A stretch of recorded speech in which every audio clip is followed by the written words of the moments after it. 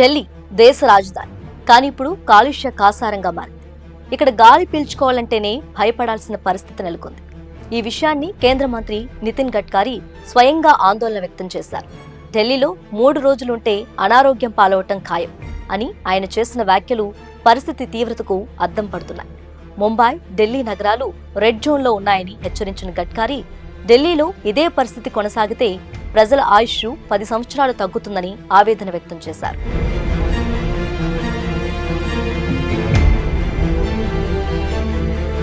ఇటీవల విడుదలైన world air quality report 2024 నివేదిక ప్రకారం ప్రపంచంలో అత్యధిక కాలుష్య నగరాల్లో భారత్ అగ్రస్థానంలో ఉంది. టాప్ 20 నగరాల్లో 13 నగరాలు భారత్లోనే ఉండగా ఢిల్లీ ప్రపంచంలోనే అత్యంత కాలుష్యపూరిత రాజధానిగా మొదటి స్థానంలో కొనసాగుతుంది. ఈ కాలుష్యం కారణంగా ఢిల్లీ ప్రజలు ఆయుర్దాయం 5.2 సంవత్సరాలు తగ్గుతుందని అంచనా. గత ఏడాది విడుదలైన ల్యాన్సెట్ ప్లానెటరీ హెల్త్ అధ్యయనం ప్రకారం 2009 నుంచి 2019 వరకు భారత్లో ప్రతి సంవత్సరం కాలుష్య సంబంధిత వ్యాధుల కారణంగా దాదాపు 1.5 మిలియన్ల మంది మరణిస్తున్నారు.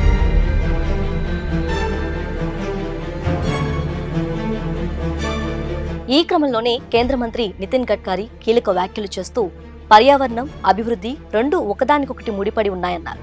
మౌలిక సదుపాయాల కల్పన, ఆర్థిక అభివృద్ధికి ఎంత ప్రాధాన్యతనిస్తామో పర్యావరణానికి కూడా అంతే ప్రాధాన్యతనివ్వాలని పిలుపునిచ్చారు.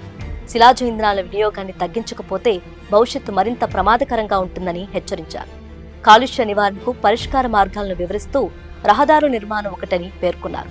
పెట్రోల్, డీజిల్ వంటి శిలాజ ఇంధనాలే ప్రధాన కాలుష్య కారకాలుగా ఉన్నాయని, వాటికి అలర్ట్నెట్గా ఇంధనాల వాడకం పెంచాల్సిన అవసరం ఉందన్నారు.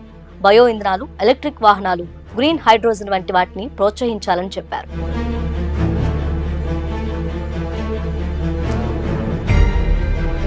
ఢిల్లీలో కాలుష్య సమస్య కేవలం ఒక ప్రాంతానికే పరిమితం కాదు. ఇది దేశవ్యాప్తంగా ఉన్న ప్రధాన సమస్యల్లో ఒకటి. దీనిని పరిష్కరించడానికి ప్రభుత్వం, ప్రజలు, పరిశ్రమలు అందరూ కలిసికట్టుగా కృషి చేయాల్సిన అవసరం ఉంది. వాహనాల వినియోగాన్ని తగ్గించడం, ప్రజా రవాణా వ్యవస్థను ప్రోత్సహించడం, వ్యర్థాలను సక్రమంగా నిర్వహించడం ద్వారా పొల్యూషన్ కంట్రోల్ అయ్యే ఛాన్స్ ఉంది. అంతేకాకుండా ప్రభుత్వం కూడా పర్యావరణ అనుకూల విధానాలను ప్రోత్సహించాలి. పరిశ్రమల కాలుష్య నియంత్రణ నిబంధనలను ఖచ్చితంగా పాటించేలా చూడాలి. పర్యావరణ పరిరక్షణపై ప్రజల్లో అవగాహన పెంచాల్సిన అవసరం ఉంది.